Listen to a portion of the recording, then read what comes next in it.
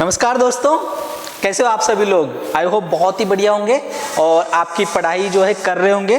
कई सारी एग्जाम सब आने को हो रखी है, आप जान रहे होंगे। देखिए यूपी पीसीएस मेंस आ रहा है, राइट। आरओ ये प्री है, ये आपका यूपी का हो जाएगा। और फिर यूपी पीसीएस प्री भी जो है उसका भी नोटिफिकेशन आने को ही हो रहा है। साथ ही साथ अब आप जान रहे हो बीपीएससी मेंस है, बीपीएससी मेंस और जो pre revise pre BPSC revise pre, मतलब रिवाइज इन द सेंस जो एक ही सेंटर का है, बापू जो पटना का एक सेंटर है उसका प्री। उसके बाद देखिए आप एमपीपीसीएस प्री ये भी है। तो कई सारी एग्जाम्स हमारी आ गई है और ऑब्वियसली यूपीएससी प्री भी तो आने ही वाला है 2025 मई, उसका भी नोटिफिकेशन जो है आने ही वाला है। तो इन सबको इंपॉर्टेंट, देखिए करंट अफेयर बहुत इंपॉर्टेंट होता है। इन सभी एग्जाम्स के लिए जो है करंट अफेयर बहुत इंपॉर्टेंट होता है। इसलिए मैं आपका दोस्त प्रशांत लेकर आया हूँ बहुत ही बेहतरीन क्लास और बेहतरीन उसमें से सारे इंपॉर्टेंट सेक्शन, जिसके लिए आपकी तैयारी जो है और मजबूत हो जाएगी। तो आप जल्दी से जल्दी फटाफट से जो है क्रॉनिकल इंडिया यूट्यूब चैनल को जो है सब्सक्राइब कर लीजिए, अपने दोस्तों के साथ भी उसको शेयर कर दीजिए। चलिए फिर शुरू करते हैं आज की पहली न्यूज। इसरो का 100वां मिशन। अभी मैंने आपको आप जान ही रहे हैं, मैंने आपको एक मिशन अभी पढ़ाया भी था, आपने अगर वो क्लास देखी होगी, डॉकिंग एंड अनडॉकिंग वाला। डॉकिंग एंड अनडॉकिंग, देखिए वो बहुत इंपॉर्टेंट मिशन है क्योंकि वो 2024 का आखिरी मिशन था। और आज देखिए 7 जनवरी को जो है इसमें पहली हलचल होने वाली है। ये हालांकि 2 साल का मिशन है बट पहली हलचल, बट ये जो है ये हमारा 2024 का आखिरी मिशन था। 99 मिशन जिसे हम कहते हैं PSLV 6C60, इसका सफल प्रक्षेपण हुआ और 2024 के साथ हमने जो है इसका समापन कर दिया। साल एयर एंडिंग हमारी बहुत अच्छी हुई, जिसे हम स्पेडेक्स मिशन के तौर पे जाने, डॉकिंग एंड अनडॉकिंग, जिसके बारे में मैंने आपको बताया।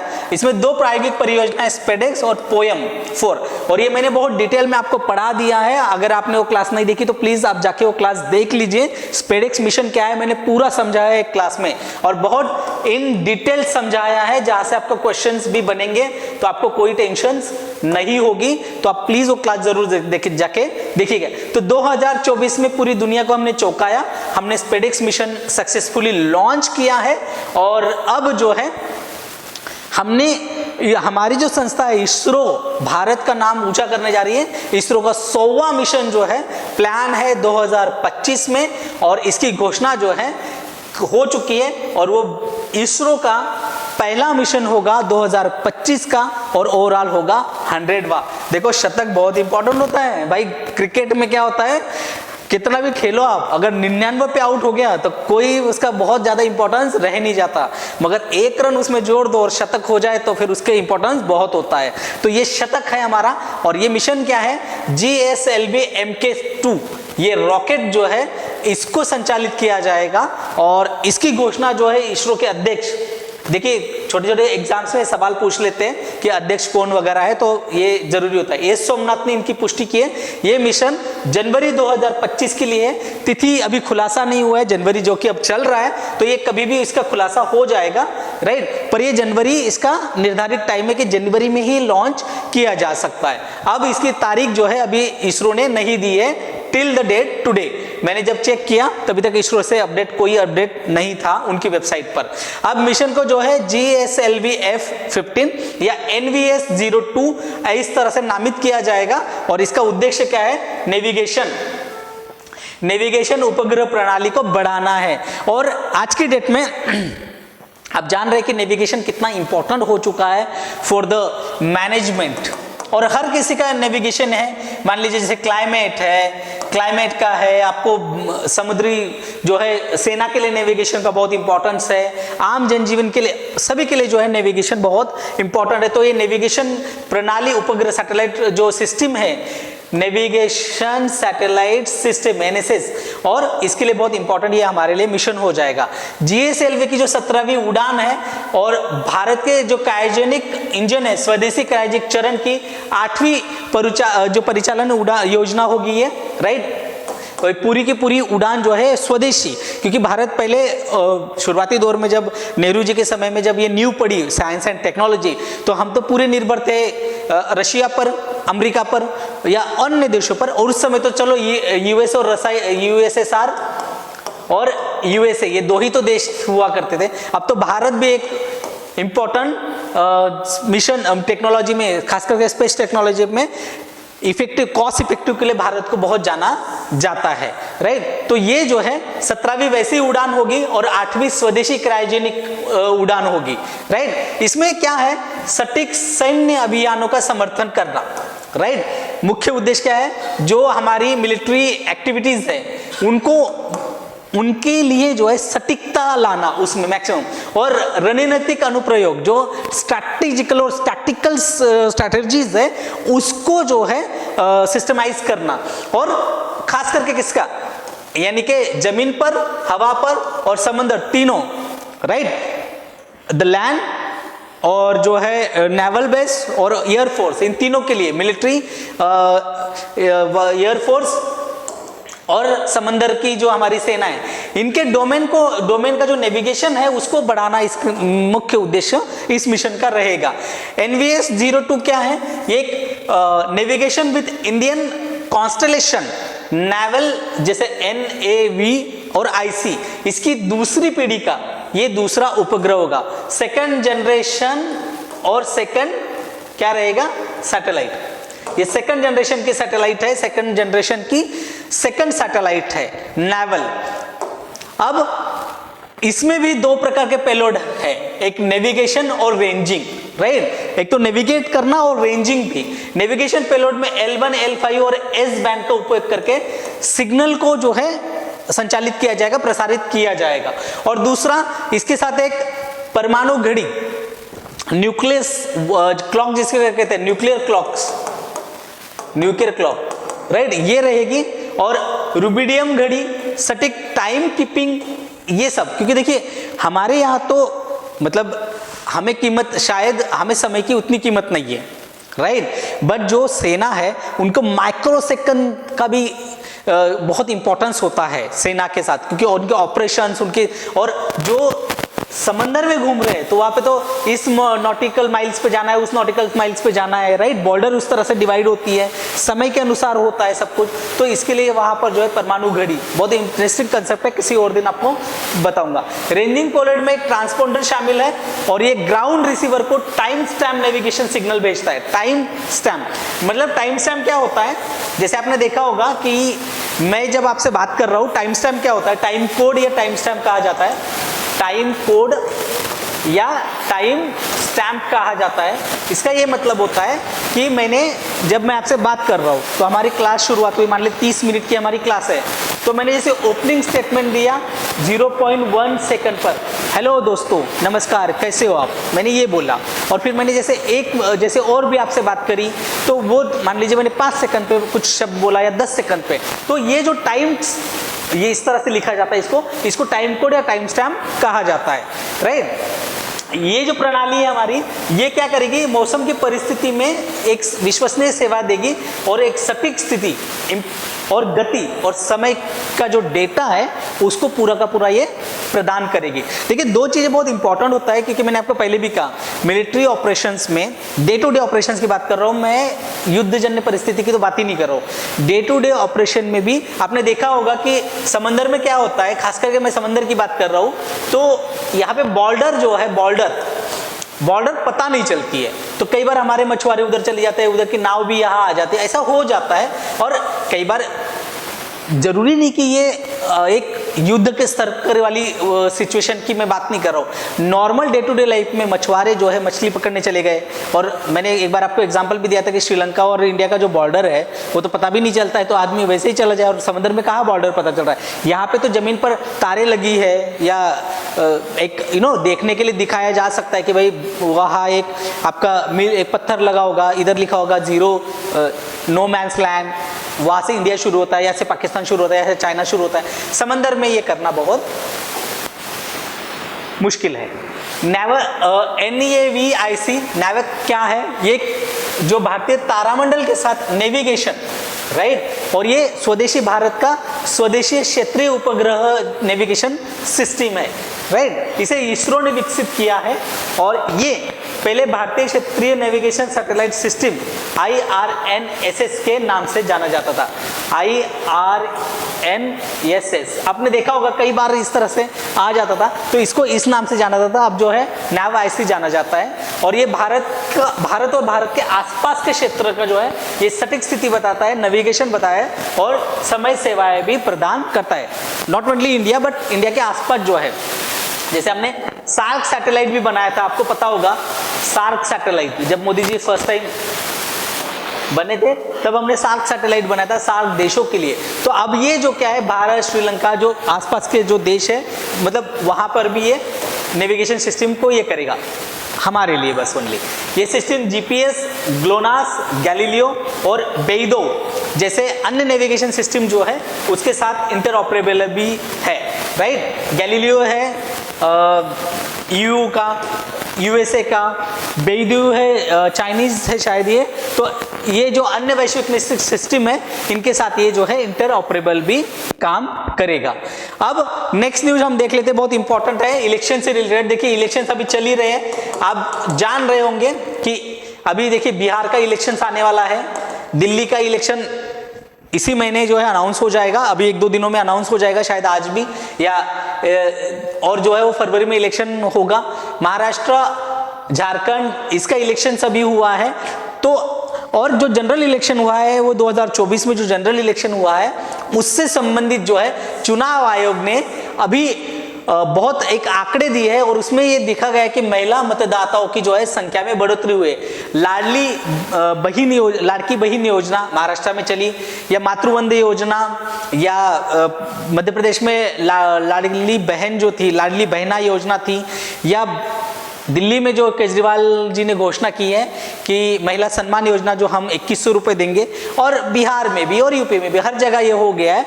तो इन सभी योजनाओं क्या में के केंद्र में क्या चीज़ है, अगर आप देखोगे तो क्या है, विमेन, महिलाएं उसकी उस योजनाओं में केंद्र में है और महिला मतदाताओं को हर कोई रिझाने की कोशिश कर रहा है। और यही का नतीजा है कि बहुत ही बेहतरीन आंकड़े जो है निकलकर सामने आए हैं। और अगर बात करें लैंगिक आधार पर मेल और फीमेल और बाकी, तो इसमें जो है महिला मतदाताओं की संख्या जो है उसमें बहुत बढ़ोतरी देखने को मिली है, और कैसे लगभग 66.65.8% जो है ये आया हुआ है, और पुरुष जो है 0.2% से जो है पिछड़ गए वैसे यहाँ पर। तो महिलाएं जो है बहुत अधिक मात्रा में 0.2% अधिक मात्रा में जो है वोट डालने घर से निकली है। तो ये बहुत अच्छी बात है, क्योंकि वोटिंग करना, मतदान करना हमारा एक कर्तव्य है, नेचुरल हमें देना चाहिए, क्योंकि उन्हीं ये लोगों को हम चुन के भेजेंगे, वो हमारे लिए नीति निर्माण का काम करेंगे। तो महिलाएं ज्यादा सेंसिटिव अब हो रही है। पहले तो ऐसा होता था कि आप जान रहे होंगे, कभी आप पढ़िएगा भारत के इलेक्शन के इंटरेस्टिंग किस्से हैं। और शुरुआत में जो है इस देश में तो कभी किसी महिला को, देखिए ये इसलिए भी बहुत जरूरी है क्योंकि महिलाओं की कोई पहचान नहीं थी, कोई पहचान नहीं।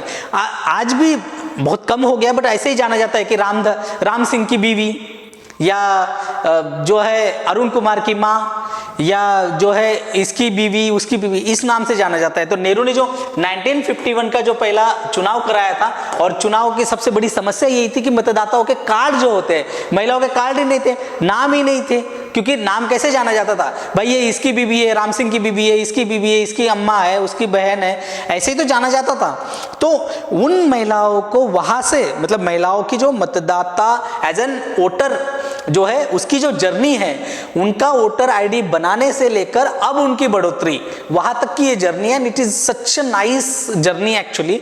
तो ये भारत का जो चुनावी इतिहास है, ये केवल दूसरी बार ऐसा हुआ है जब महिलाओं ने पुरुषों से ज्यादा अधिक मतदान किया है। और ये जो है तुरंत, मतलब पहले तो 70 सालों में, जैसे हम कहते हैं ना हमेशा 65-70 सालों में जो नहीं हुआ, पिछले 10 सालों में ये हो गया। क्योंकि इससे पहले वाला जो चुनाव था 2019 में जो है महिला मतदाता सबसे ज्यादा उभर कर मतलब घर से बाहर निकलकर उन्होंने वोटिंग प्रक्रिया में हिस्सा लिया था और 2024 में उसी का रिकॉर्ड जो है उन्होंने तोड़ दिया।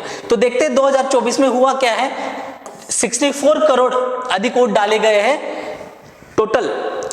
जो हमारा 2024 का इलेक्शन हुआ है, जनरल इलेक्शन, उसमें 31 करोड़ महिलाएं हैं, राइट। और ये एक वर्ल्ड रिकॉर्ड है दुनिया में। और अभी इसलिए अब देखिए वर्ल्ड रिकॉर्ड तो ये बनेगा ही, क्योंकि इससे ज्यादा जनसंख्या तो दुनिया में दो ही देश है सबसे ज्यादा जनसंख्या वाले, चाइना और इंडिया ही है। अब चाइना में वोटिंग का तो आप हाल जान ही रहे हो, वहां पे तो डायरेक्ट वोटिंग है नहीं, वहां पे तो अलग टाइप का पॉलिटिकल सिस्टम है। तो भारत में जो है इतनी महिलाओं ने एक साथ रिकॉर्ड डाला, मतलब 64 करोड़, और उसमें भी महिलाओं ने, ये अपने आप में एक वर्ल्ड रिकॉर्ड है, राइट। अब जो कुल मतदाता संख्या है महिलाओं का अगर बात करें तो 48.6 ये बढ़ गया, जो 2019 में कितना था 48.1% था। और ये बहुत ही मतलब अच्छी बात है कि महिलाएं घर से निकल रही है। और इसके पीछे कई सारे कारक भी है, एजुकेशन बढ़ रहा है, महिलाओं को अपनी सेल्फ कॉन्शियसनेस भी उनका बढ़ रहा है, राइट। 28 जो प्रमुख राज्य और केंद्र शासित प्रदेश में से जो है 15 अगर बात करें तो महिलाओं का जो है मतदान अधिक था, 15 राज्य केंद्र शासित प्रदेश मिलकर। बिहार, झारखंड, हिमाचल प्रदेश राज्यों में जो है महिला मतदाताओं के पक्ष में जो है महत्वपूर्ण अंतर जो है देखा गया है। देखिए बिहार और जैसे राज्य जो पुरुष श्रमिक है प्रवसन के कारण, इसमें भी इनकी जो है कमी आई है, जहां महिलाओं का यहाँ बढ़ा, मगर बिहार और बाकी जो राज्य है यूपी, बिहार और बाकी और झारखंड जैसे राज्य है, वहाँ जो पुरुष है वो पुरुष काम धंधे के लिए जो है उनका ट्रैवलिंग हो रही है, कई महाराष्ट्र गए, दिल्ली गए, अन्य राज्यों में, देशों में गए, तो कारण जो है कमी आई है। महिला जो राज्य जहां सबसे ज्यादा महिलाओं ने निकलकर जो वोटिंग करी है उसमें तमिलनाडु है, केरल है, आंध्र प्रदेश है। इनमें जो है महिला मतदाता जो है रजिस्ट्रेशन भी ज्यादा हुआ और मतदान भी ज्यादा रहा है। ये क्वेश्चन आपका बन सकता है कि निम्नलिखित में से किन राज्यों, कूट बना देगा 3 राज्यों का, तो निम्नलिखित में से किन राज्यों में महिला मतदाता पंजीकरण ज्यादा हुआ और वोटिंग भी हुई। इस तरह से कुछ कैप्शन वो जो है कॉम्बिनेशंस बना के पूछ सकता है। जहां कम महिला मतदान हुआ वो है गुजरात, महाराष्ट्र, जम्मू कश्मीर, राजस्थान जो है यहाँ पुरुष मतदाताओं की तुलना में जो है महिला मतदान जो है कम हुआ है उस परसेंटेज में। ओवरऑल बड़ा है, मगर ये कम और ज्यादा वाला भी जो फैक्ट्स होते हैं एग्जाम के लिए बहुत इंपॉर्टेंट होते हैं, तो ये फैक्ट्स मैं आपके लिए लेकर आया हूं। दूसरा प्रवासी मतदाता है जो एनआरआई है, चुनाव आयोग ने उनके भी आंकड़े जारी किए हैं। जो प्रवासी यानी एनआरआई है जो भारत के बाहर रहते हैं, उनकी मैं बात कर रहा हूं, जिनको खास करके हम एनआरआई कहते हैं, NRI, non residential Indian, right. ये जो है ये ऐसे भारतीय लोग जो भारत में नहीं रहते, विदेशों में रहते हैं, मगर वहां के नागरिक नहीं, हमारे ही नागरिक है, पर रहते भारत में नहीं है। इन्होंने जो है प्रवासी निर्वाचक के रूप में इनको चुनाव आयोग ने निर्वाचित मतलब जो इनको आइडेंटिफाई किया था, और इन्होंने कितने वोट डाले वो भी दिखाया है। बहुत आंकड़े अच्छे नहीं हैं, मतलब खैर अब क्या ही कहा जाए कि वो विदेशों में रहते, कोई अमेरिका, चीन, जापान, यूरोपियन देशों में, खाड़ी के देशों में, वहां से आकर वोट डालना उनके लिए भी बहुत कठिन है। इसीलिए कई कारण हैं, जो विदेश में रहने वाले भारतीय लोग हैं वो विधानसभा और लोकसभा के जो प्रत्यक्ष चुनाव हुए उनमें मतदान करने के वो पात्र होते हैं, क्योंकि वो उस देश के नागरिक नहीं है। क्योंकि आप जान रहे हो जो भारत का पासपोर्ट जब वो त्यागेंगे तभी वो भारत के नागरिक नहीं कहलाएंगे, मगर वो अगर वो भारत का पासपोर्ट होल्ड कर रहे हैं, क्योंकि भारत में ये बहुत जरूरी है कि भारत का पासपोर्ट, ये नीति है भारत की कि भारत 2 पासपोर्ट नहीं रखने देता है, कभी भी नहीं। भारत हमेशा चाहता है, जैसे अक्षय कुमार वाले केस में हुआ था कि वो कैनेडियन नागरिक थे और भारत में मतलब कैनेडियन पासपोर्ट होल्ड कर रखे थे, इट मीन्स इंडियन पासपोर्ट उनके पास नहीं था। भले वो इंडियन थे, इंडियन ओरिजिन थे, बट इन टेक्निकल उसमें अगर आप देखा जाए तो वो as an Indian passport hold नहीं करते थे। तो अब उन्होंने कैनेडियन पासपोर्ट लौटा दिया और वो भारतीय नागरिक और भारतीय पासपोर्ट जो है होल्ड करने लग गए। तो ये वैसा ही है, ये वैसे ही लोग हैं, ऐसे लोग हैं जो भारतीय पासपोर्ट धारी है, रहते वही है, काम धंधा अपना नौकरी पानी एजुकेशन उसके लिए वो उन देशों में बस गए हैं मगर वहाँ के नागरिक नहीं हैं। और इनके पहचान पत्र के रूप में मूल पासपोर्ट मैंने जिसकी अभी बात कही, तो जब ये वोटिंग करने आएंगे इस देश में तो उनको पासपोर्ट जो है दिखाना मैंडेटरी होता है, राइट। लगभग कितने प्रवासी है? 1.2 लाख प्रवासी भारतीयों के उनको जो है निर्वाचक के रूप में जो है इनकी पंजीकरण हुआ था। और 2024 में ही बात करें तो 1,19,374 इनको नामांकन किया गया था। इतने लोगों ने 1.2 lakh peoples actually registered himself as an voter, right, NRI voter, as an NRI voter, right. Kerala में इनकी संख्या सबसे अधिक थी 89,839, राइट। और 2019 में जो है 99,844 लगभग 1 लाख के आसपास जो है इन्होंने पंजीकरण कराया था। अगर बात करें केवल 2024 की, अगर मैं बात करूं 2024 इलेक्शन की, तो केवल 2958 प्रवासी जो है वो मतदान करने जो है भारत में आए, वोट डालने जो है भारत में आए थे, राइट। और इनमें से भी 2670 तो अकेले केरल में थे। तो ये अब मतलब ठीक है, 2 लाख लगभग 1 लाख 1.2 लाख जो लोग हैं। कर्नाटक, उत्तर प्रदेश और तमिलनाडु जैसे बड़े जो राज्य हैं, असम, बिहार और गोवा जैसे छोटे राज्यों में जो है 0 मतदान हुआ है एनआरआई का। मतलब कोई भी एनआरआई व्यक्ति जो इस राज्य से बिलोंग करता है, कर्नाटक, उत्तर प्रदेश, तमिलनाडु, असम, बिहार, गोवा, इन राज्यों में एक भी एनआरआई वापस आकर जो है उसने वोटिंग नहीं की है, राइट।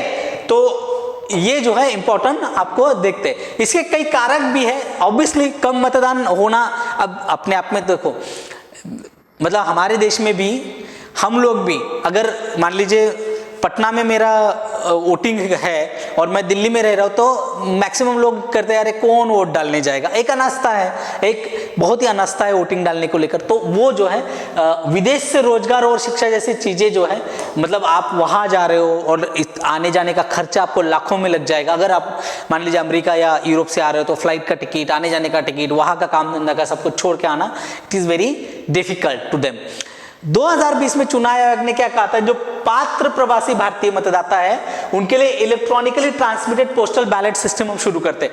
जैसे आप जान रहे होंगे ना कि पोस्टल बैलेट भी होता है कि जो ऐसे सरकारी लोग जो चुनाव में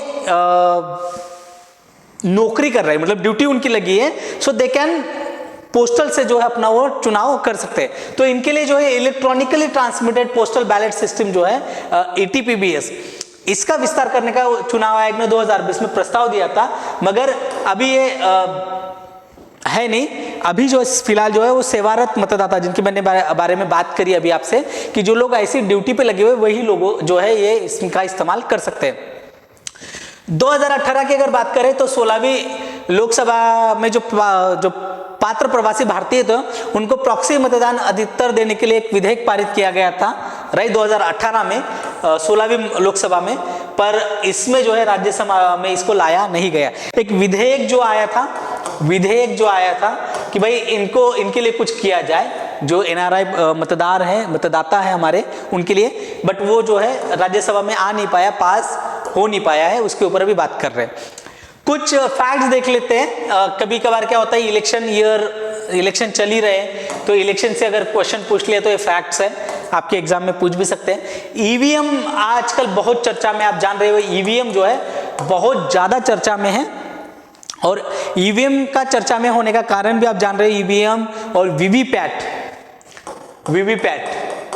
उस पर जो है बहुत ही बड़ा रण छिड़ गया है पॉलिटिकल पार्टीज के बीच में। तो ईवीएम का इस्तेमाल जो है 1982 में केरल के एक उपचुनाव नॉर्थ परावूर असेंबली कॉन्स्टिट्यूएंसी में जो है पहली बार किया गया था 82 में। विधानसभा पहली बार किसी विधानसभा में कब हुआ, इसका इस्तेमाल गोवा के असेंबली इलेक्शन में हुआ था 1999 में। किसी राज्य में जो है ईवीएम का, क्योंकि पहले क्या होता था, चिट्ठी पर लिख के वो चिट्ठी जो है बैलेट पेपर में जो है वो बैलेट पेपर से जो है डाला जाता था डब्बे में, एक बक्से में। आपने पुरानी पिक्चरों में देखा होगा उसको कैसे लूट लेते थे। तो इसके लिए जो है ये ईवीएम आया। फिर इसके 5 साल बाद 99 के 2004 में जो है लोकसभा चुनाव में ईवीएम का इस्तेमाल शुरू किया गया था 2004 में। और भारत में जो है मतदान करने की न्यूनतम पहले 21 वर्ष जो है 21 वर्ष हुआ करती थी। अब जो है 61वें संविधान संशोधन जो है 1988 के तहत अनुच्छेद 326 में जो है संशोधन किया गया और अब इसको जो है 18 साल किया गया है।